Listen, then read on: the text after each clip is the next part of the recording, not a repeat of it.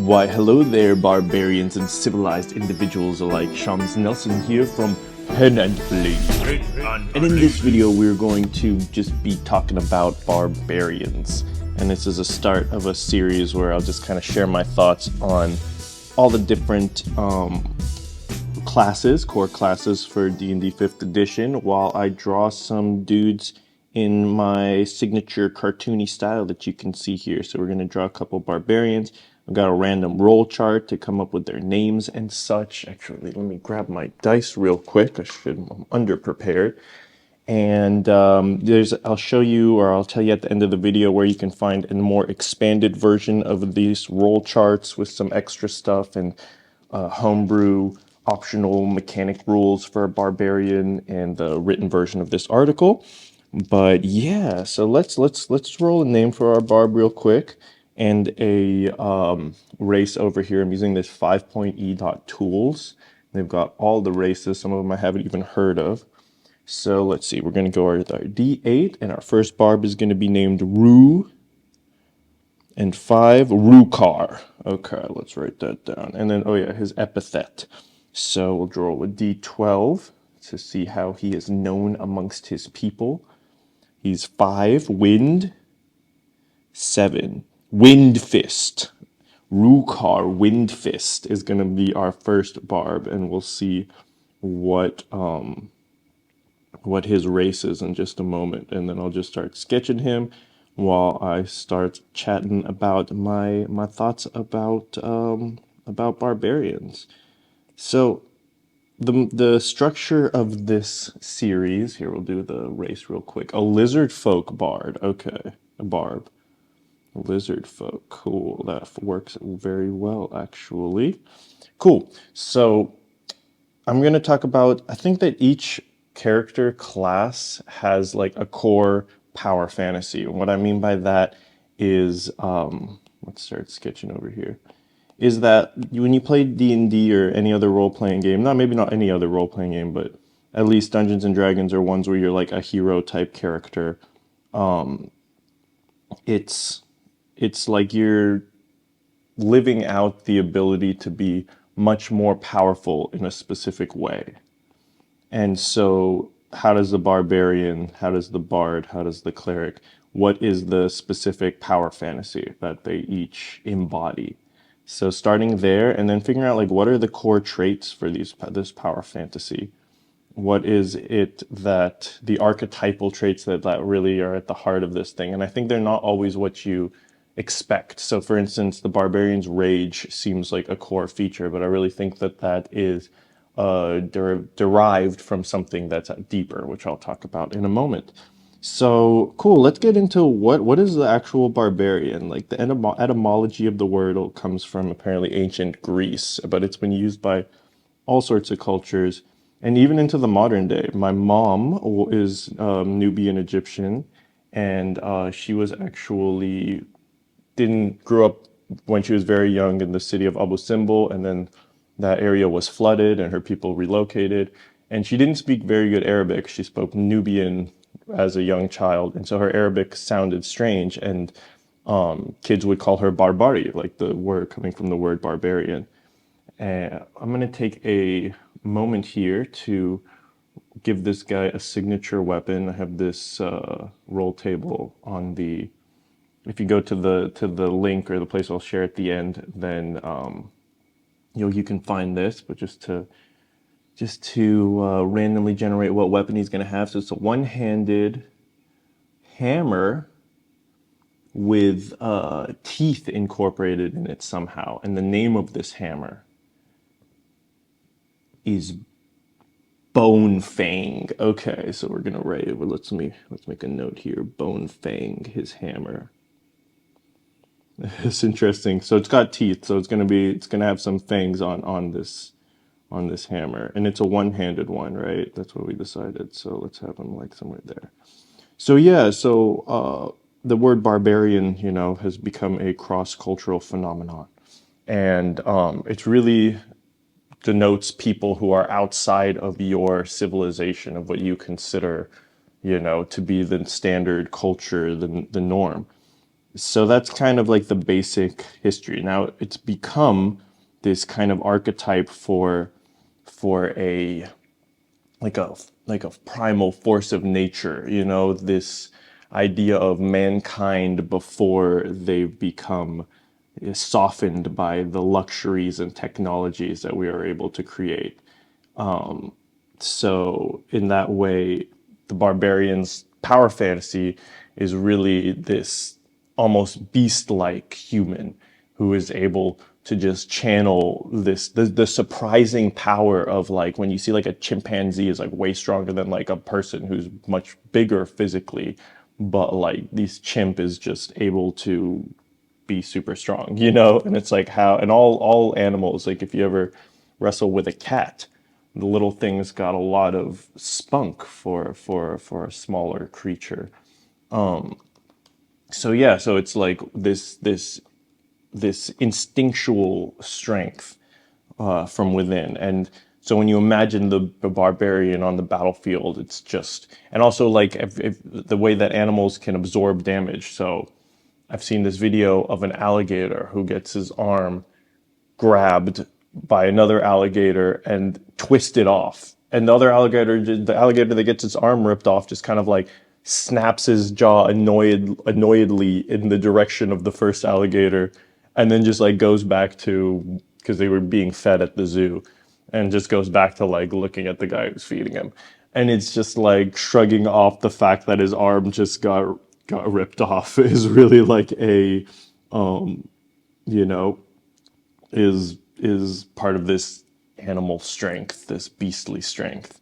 So the barbarian on the battlefield is just tearing through, you know, legions of enemies and swatting them aside effortlessly, and just taking an arrow and, you know, arrows and slashes and stuff like that, and just completely kind of shrugging it off or ignoring this damage and continuing to fight.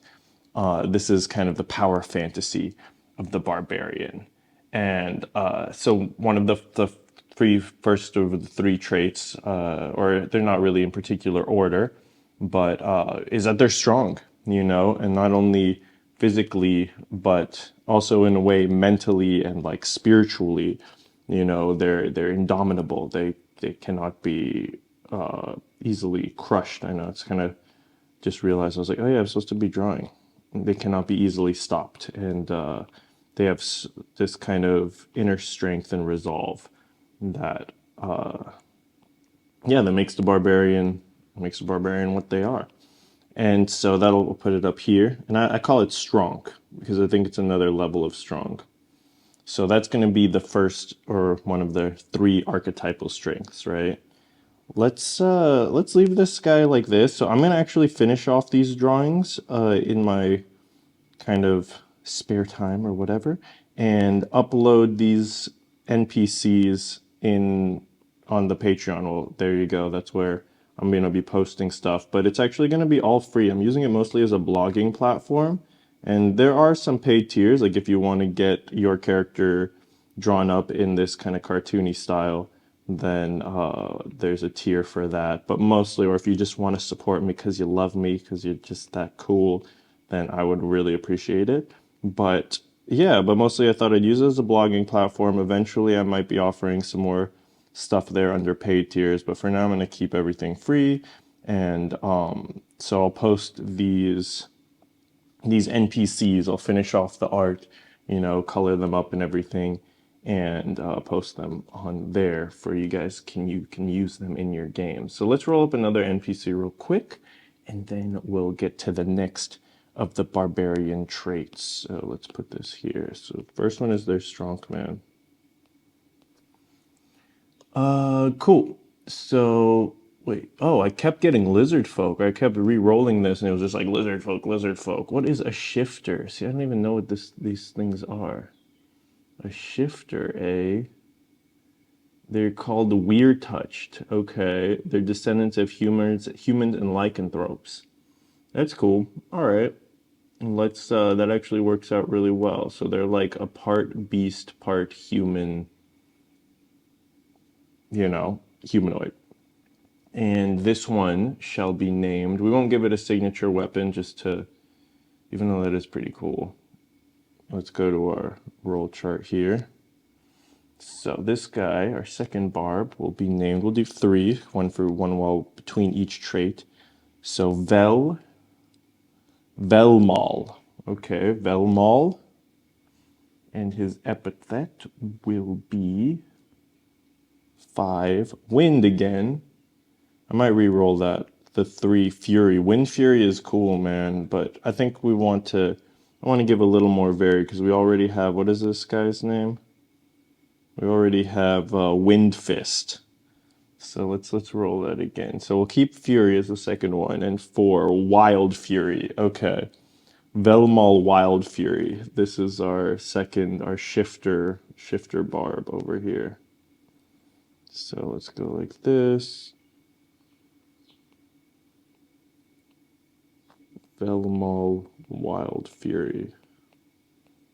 Who is a shifter? Cool. Okay. So yeah. So the second trait we'll talk about, I think, is I feel like one of the core things is that this primal, and this is where the rage comes in, but that they are primal, that there's this like the expression of, I think, from primal, like primary, like the original natural human before things started changing and evolving through technology and things like that. Like they're connected to this primal nature and this primal world, and so we're world, and so like they can channel the primal energies of nature. So we'll make one guy raging here, but I think that the rage is not like like an anger the way that we understand it. Let's give him like a bit of a beast nose like that. It's not like a rage in the way that we understand it, but like an anger, because it's impersonal. It's just the fury of the storm. It's like the fury of nature unleashed upon their enemies.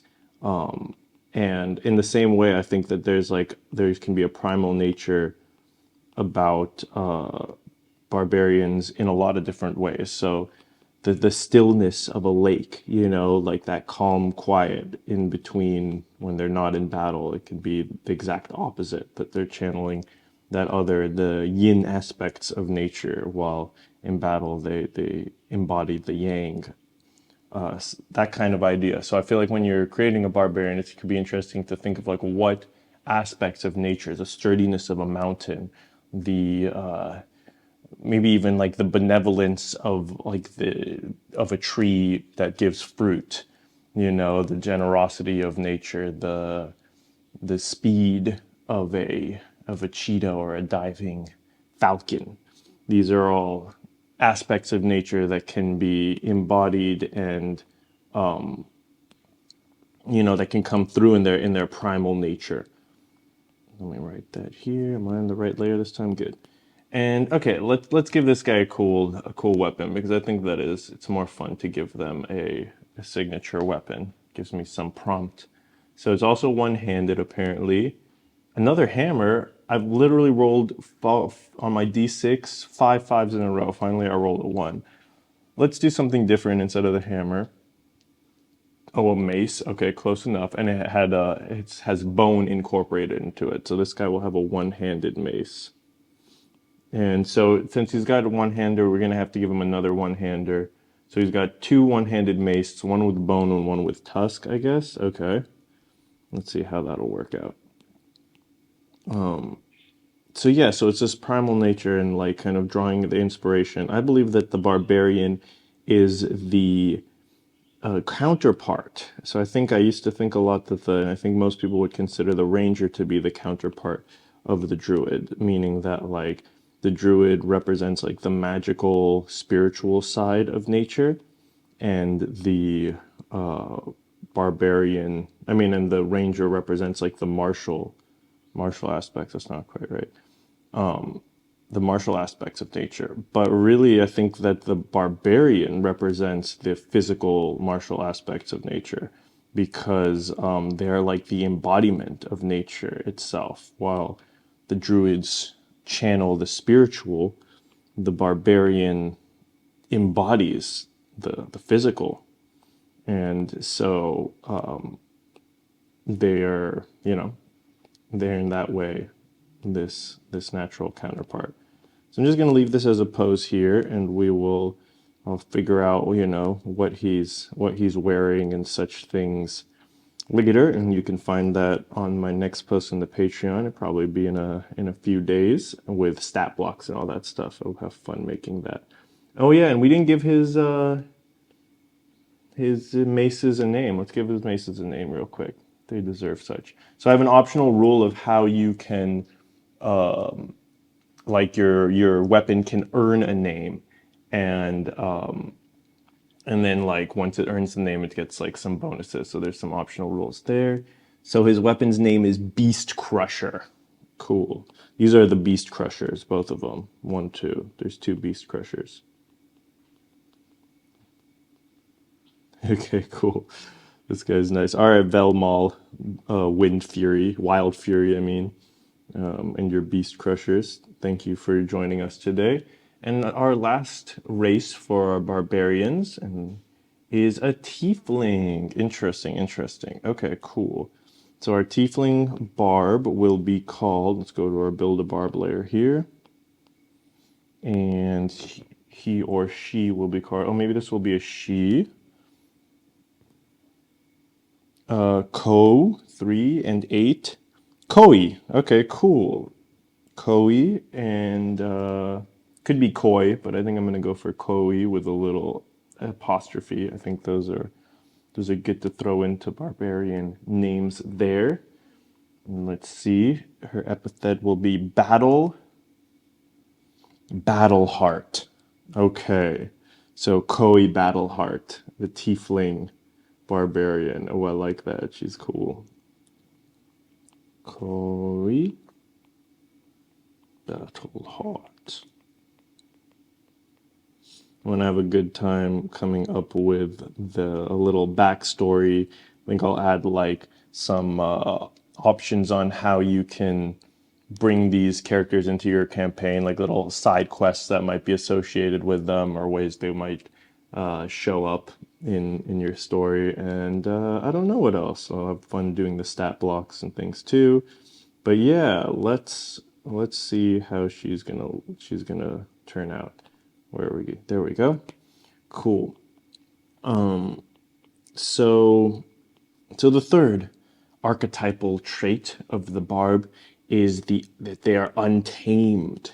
At first, I thought uncivilized, and I was like, no, that has negative connotations, and it's not quite right. And then I was like, undomesticated, which I think is much closer and much better, because it's like civilization domesticates mankind, and they kind of makes them, you know, following these rules and kind of behaving and curbing their natural instincts and all that.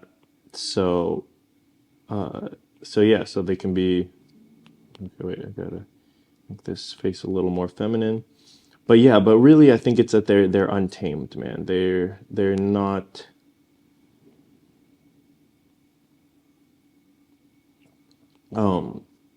They're not. They haven't been, you know, their spirits haven't been broken down and rebuilt in the image of what the civilized world expects. So one of the cool stories, and so archetypal barbarians, you got to go with Conan, right? I feel actually, and another one that came to mind when I was thinking is like in real life, and this is probably a better example for the primal archetype or archetypal trait is Mike Tyson, man, in his prime. Like when he comes into the ring, he's just channeling, like he doesn't know the other guy personally, but there's like this fury that's about to be unleashed upon this other person, right? And that is like a very, I think, the barbarian archetype and spirit being channeled. So Battleheart here, I think actually I'm going to make her a little more like dignified's not the right word, but yeah, this like something about the name Battleheart feels just a little bit more regal. So kind of have her standing up straight like that. Okay. But yeah, so there's this great story of Conan. One of my favorites is you'll have to read the story. I definitely suggest them, but to give a rough outline, he's going in, he gets like arrested, right? And he's being standing trial and he's kind of standing there. And at some point in the trial, he realizes that these, this isn't a fair trial. Like these guys aren't, this trial's a farce. And so he's just like, okay, forget it. They can't restrain him unless you can restrain them. Like when it comes to a barbarian, I feel like it's like if you want to make them do something, you have to have the ability and the strength to actually make that happen, or be proven as like the alpha in the wolf pack sort of thing. There has to be a certain level of respect of your ability on a very practical physical level to be in control, for that, control to be respected. Let me roll this. So anyway, I'm gonna roll the name of the weapon. But yeah, at that point he just says, okay, forget this. He jumps up, like probably kills a guard, takes his weapon, he kills the judge, I think, first or whatever. And then he just jumps on a horse, runs out there, gets on a pirate ship, and he's gone. And the whole thing is like, I don't care if you're the judge or whatever, or these proceedings and stuff. I realize my agency to be free, for I am, a creature of nature. And you can't, kill me if you can, restrain me if you can, sort of thing, I feel like is the attitude. So let's see. They're going to have a two-handed club. Okay. And with some teeth incorporated in there, maybe. And then the name of her weapon will be Foe Splitter. Okay. So she's gonna smack people with this club so hard it splits them in half, like when you're like a stone that gets hit right in the right point. This is Foe Splitter. It's got these teeth. Maybe they're like shark teeth. I don't know why, but that sounds cool. So I'll come up with a reason why she's got shark teeth in her club. But yeah, so there's that untamed quality that that is part of the barbarian archetype. And it's kind of interesting, like one of the things I remember about the 3.5 edition barbarian is they were the only class that didn't like weren't inherently literate in the languages that they knew. So there's this like, a kind of like distance from civilization and from what we would consider normal for the civilized world, and more of a closeness to what is normal in the natural world. So I'm not quite loving Battle Heart's vibe yet. I'm thinking maybe let's give her some pigtails. And you know what, for the next video, I think I might draw these separately so I can focus more on the details, and then record the audio over a video that I made recently. I'm not sure. It was a little hard to go back and forth. Let me know how you think that the format of this video worked. And yeah, like I said, if you want to see the article version of this, a little bit written out more eloquently, you can go on patreon.com/penandblade. And I would appreciate if I think you can like follow for free or whatever, but it'd be cool to start getting some traction there, because I'd love to be able to spend a lot more time making these kind of things and like building, modules and homebrew rules and their class variations. I really like these random generation tables. Anyways, I had a bunch of ideas, but if you have any other thoughts on what you'd like me to create, let me know in the comments. And aside from that, peace, God bless, and stay fantastic, everyone.